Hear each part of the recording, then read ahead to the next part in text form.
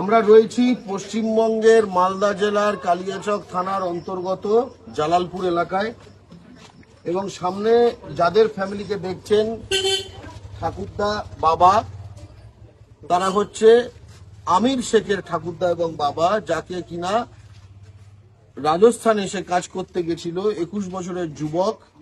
তাকে ওখানে রোহিঙ্গা বাংলাদেশি ফরেনার বলে পিক আপ করা হয়। তার কাছে সকল ডকুমেন্টস থাকা সত্ত্বেও আধার ভোটার যা আপনার কাছে থাকে এবং তাকে ঘোজাডাঙ্গা বর্ডার দিয়ে বাংলাদেশে পুশিং করে দেওয়া হয়েছে।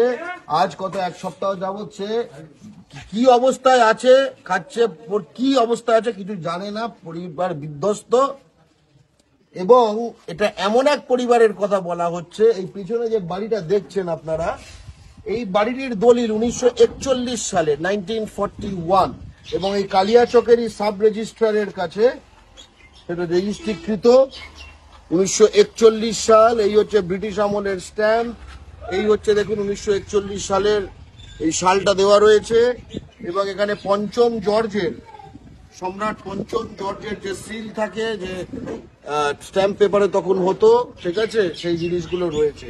অর্থাৎ এটা আপনার ঠাকুরদার বাবার, তাই না? ঠিক আছে, বাবার বাবার বাবার, আমার দাদু, আপনার দাদু, আমার দাদু। আচ্ছা, তবে এটা আমির শেখের ঠাকুরদার, ঠাকুরদা আপনার দাদুর। ঠাকুরদা তারও রেহাই নেই, মানে বাংলাদেশের সঙ্গে কোনো কালে কোনো সম্পর্ক ছিল না। বাঙালি বলে, বাঙালি বলে আমি বাঙালি বলে বলছে যে স্থানীয় মানুষকে সাক্ষ্য দিতে, যে এই 1941 সালের দলিল আছে যার, তাকে সাক্ষ্য দিতে বলতে হচ্ছে আজকে। রাষ্ট্রের স্বরাষ্ট্রমন্ত্রী বোধ হয় 1941 তার নিজের দলিল লাগাতে পারবেন। এরা দালাল, সেটা কিছু কথা বলে লাভ দেয়, ঠিক আছে? এই দেখে নিন, তার মানে এইটাই হচ্ছে বাঙালিকে ফরেনার করে তাড়ানোর বাস্তবতা। এবং যেটা বলার, ও কোনো ডকুমেন্টসও তার সইবে না। এই ডকুমেন্ট পাঠানো হয়েছে, তাই তো?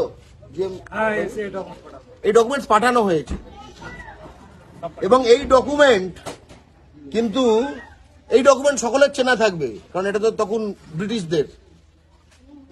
এটা এমন নয় যে এখানে কোনো স্থানীয় একখানা কোনো কোচবিহারের রাজা ধরো ডকুমেন্টসের সিল টিল বুঝতে পারছেন না, রাখুন আপনি। এবং থানায়